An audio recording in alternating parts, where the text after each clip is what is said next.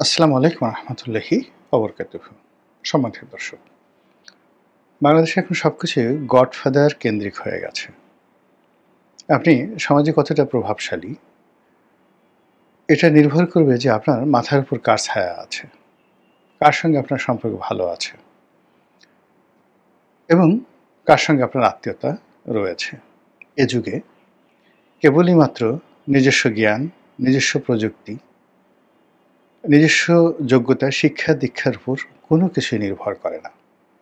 হতে পারেন আপনি বড় একজন ডিসি, ডাজ নট ম্যাটার, দল করেন কোনটা। হতে পারেন আপনি একজন জেনারেল, আপনার লিঙ্ক কি, আপনি কোন দলের, কোন গ্রুপের সাথে আপনার সম্পর্ক।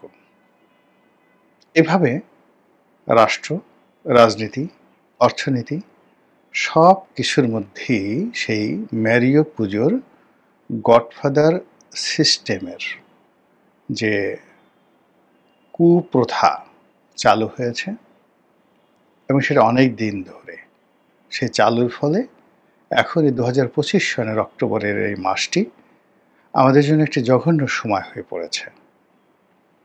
একটা সময় আমাদের দেশে অনেক লোককে বলা হতো এরা সিআইএর এজেন্ট। সেটা হোসেন শহীদ সরওয়ার্দী বলেন কিংবা তার পর্যায়ের যারা নেতা রয়েছেন তাদেরকে মনে করা হতো এরা আমেরিকার এজেন্ট, সিআইএর এজেন্ট হিসেবে পাকিস্তানকে বা পূর্ববঙ্গকে আমেরিকার হাতে তুলে দিচ্ছে। এর বাইরে আরেকটি গ্রুপ হয়ে গেল যে এরা কেজিবির এজেন্ট। বাংলাদেশে বিশেষ করে বামপন্থী যারা রাজনীতি করতেন তারা কেজিবির এজেন্ট রাশিয়াতে যেতেন। আবার এদের মধ্যে দুটো গ্রুপ হয়ে গেল বামপন্থীদের মধ্যে। একটা হলো পিকিংপন্থী, মানে এখন যে চীনের রাজধানী বেজিং, ওটার আগের নাম ছিল পেকিং। তো পিকিংপন্থী এক দল কমিউনিস্ট ছিল এবং এর মধ্যে মাওলানা আব্দুল হামিদ খান ভাসানীকেও পিকিংপন্থী রাজনীতিবিদ হিসেবে মনে করা হতো। বঙ্গবন্ধুকে মনে করা হতো ভারতের দালাল, ভারতের তাবেদার। এভাবে স্বাধীনতার পূর্ব সময় যে ন্যারেটিভগুলো তৈরি হয়েছে, সেই ন্যারেটিভটি বঙ্গবন্ধুর জামানাতে মানে একেবারে দুটো মারাত্মক বলয়ে বিভক্ত হয়ে যায়। একটি বলয় হলো আওয়ামী লীগ, বাকশাল, বঙ্গবন্ধু, তাজউদ্দিন, এরা সবাই দিল্লির লোক। আর তাদের বিরুদ্ধ পক্ষ যারা আছে তারা সবাই পাকিস্তানের লোক, রাজাকার, আলবদর, আশামস, মুসলিম লীগ বলতেই তখন পাকিস্তান এবং ভারত। ঠিক ওই সময়টিতে আমেরিকার দালাল বা রাশিয়ার দালাল ৭০-এর দশকে এটা খুব কম আলোচিত হতো। কিন্তু ৮০-র দশকে এসে যখন এরশাদ সাহেব ক্ষমতায় আসলেন, তখন কেন জানি ভারতের যে বিষয়টি পেছনে চলে গেল, পাকিস্তানের বিষয়টিও পিছনে চলে গেল, সামনে চলে আসলো একচেটিয়াভাবে আমেরিকা, আমেরিকার দালাল। এবং ওই সময়টিতে যারা নিজেদেরকে সিআইএর এজেন্ট পরিচয় দিতেন, আমেরিকার দালাল পরিচয় দিতেন, সমাজে তাদের মান সম্মান বেড়ে যেত। এরশাদ সাহেব খুব সুকৌশলে সবার সঙ্গে সম্পর্ক রক্ষা করতেন এবং তার সবচেয়ে চমৎকার সম্পর্ক ছিল মূলত ভারতের সঙ্গে। কিন্তু ভারতের সঙ্গে সম্পর্ক রাখার পরও আমেরিকার দালাল রূপে বা আমেরিকার বন্ধু রূপে তিনি রাষ্ট্র ক্ষমতায় যে নৈপুণ্য দেখিয়েছেন এবং যেভাবে তিনি হোয়াইট হাউসে সম্মানিত হয়েছেন এবং পুরো আমেরিকার যে বলয়টিকে বাংলাদেশের পক্ষে রেখেছেন, এটা স্বাধীন বাংলাদেশে দ্বিতীয় কেউ পারেনি, কোনো আমেরিকার লোক পারেনি। এটা গেল তার ঘটনা। অন্যদিকে খুব অল্প সময় পেয়েছিলেন প্রেসিডেন্ট জিয়াউর রহমান। তিনি মূলত সবার সঙ্গে সম্পর্ক রক্ষা করার চেষ্টা করেছেন, কিন্তু সৌদি আরব এবং চীন এই দুটো রাষ্ট্র ছাড়া কৌশলগতভাবে আসলে তার সঙ্গে কারোরই সম্পর্ক হয়নি। আমেরিকার হয়নি, ভারতেরও হয়নি, পাকিস্তানের তো প্রশ্নই আসে না। একেবারে রিয়াল।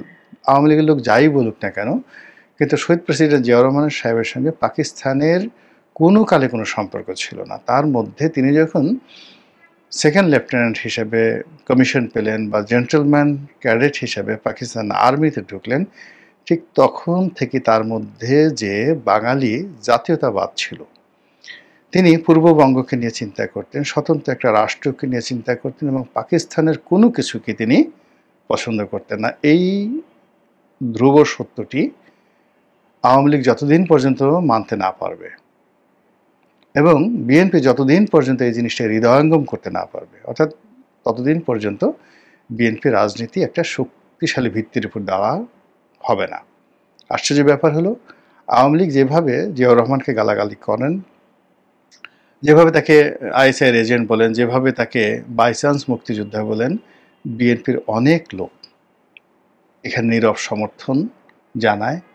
অনেকে নীরব থাকে, অনেকে এটার বিরুদ্ধে একটা ন্যারেটিভ তৈরি করতে পারে না, কিংবা অনেকে পুরো ঘটনা জানে না, এবং অনেকে জানে না কি করে এই ঘটনাটাকে মোকাবেলা করতে হয়। কিন্তু আমি যেটা বললাম, যদি কোনো মানুষ বিতর্ক করতে চায়, আমি তথ্য উপাত্ত প্রমাণসহ তার সঙ্গে এই বিষয়গুলো নিয়ে আলোচনা করে তাকে বুঝিয়ে দেওয়ার মতো সক্ষমতা ইনশাল্লাহ আমার আছে।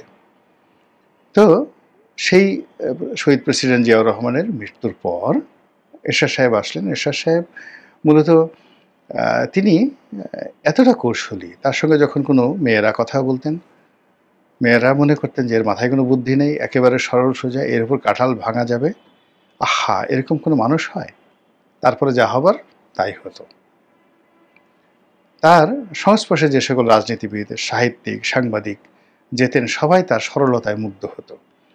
কিন্তু তিনি সেই সরলতাটাকে কাজে লাগিয়ে কাউকে প্রতারিত করেননি বটে, কিন্তু নিজের স্বার্থ তিনি এবং নিজের সিদ্ধান্ত তিনি সময় মতো নিয়ে নিয়েছেন।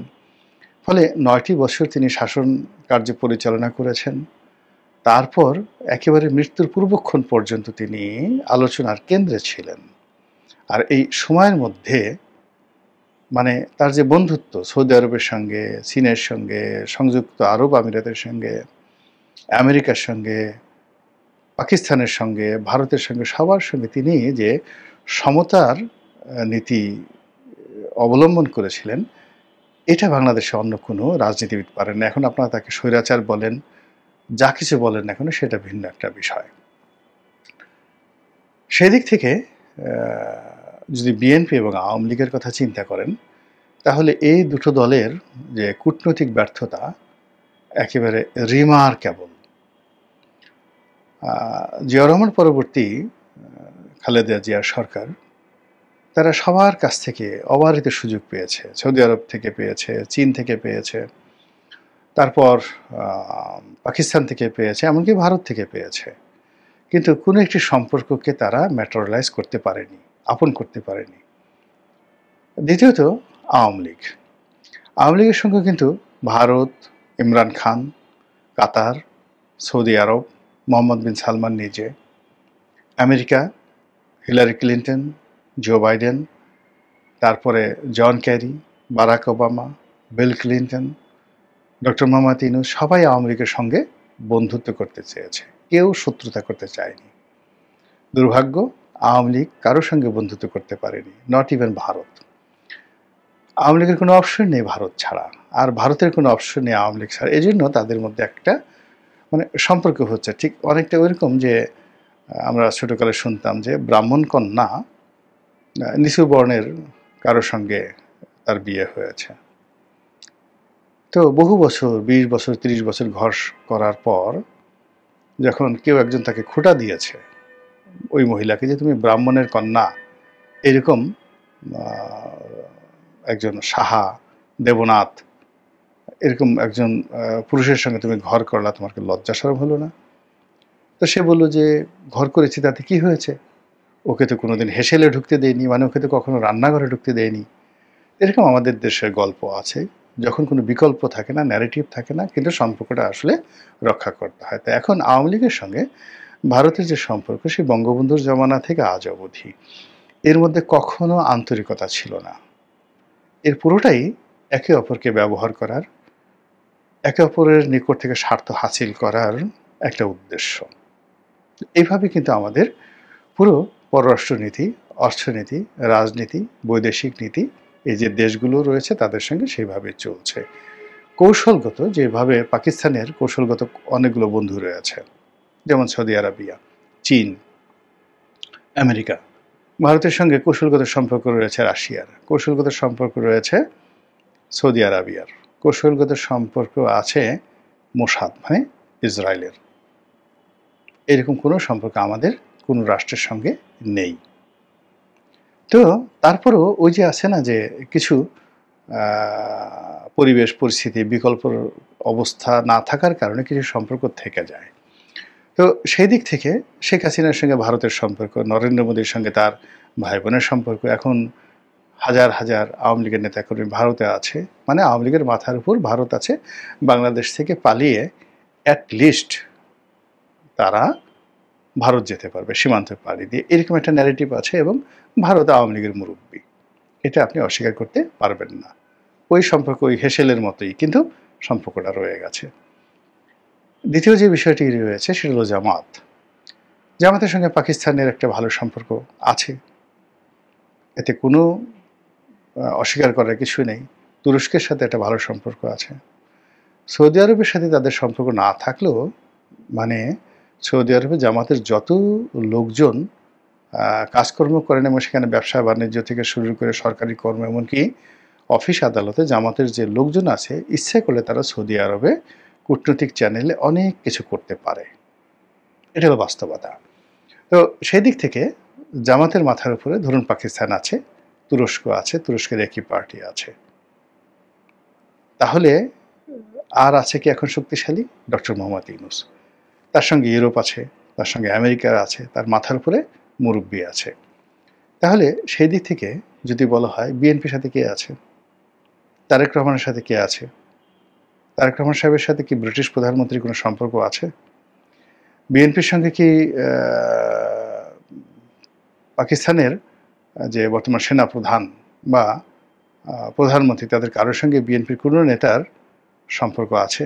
যেমন সালমান এফ রহমানের সঙ্গে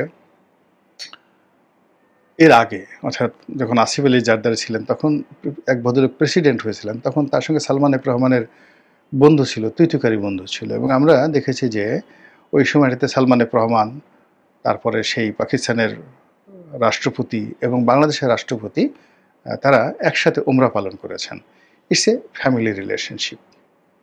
তো এইরকমভাবে ধরেন ভুটানের যিনি রাজা, তিনি জয়ের ঘনিষ্ঠ বন্ধু, একসাথে তারা পড়াশোনা করেছেন। শেখ হাসিনার সঙ্গে ব্যক্তিগত বন্ধুত্ব এই কাতারের যে বর্তমান আমির, তার বাবার সঙ্গে। It's a personal relationship. Mohammed bin সালমানের সঙ্গে শেখ হাসিনার ভালো সম্পর্ক। শেখ হাসিনার সাথে ইম্মানুয়েল ম্যাক্রোর একেবারে কেমন সম্পর্ক, যে একে অপরকে জড়িয়ে ধরে, সেটা ভাই বোন বলেন, মা বলেন, সন্তান বলেন, ওইরকম ইম্মানুয়েল ম্যাক্রোর সঙ্গে তার একটা সম্পর্ক রয়েছে। আর মোদির কথা তো বললামই।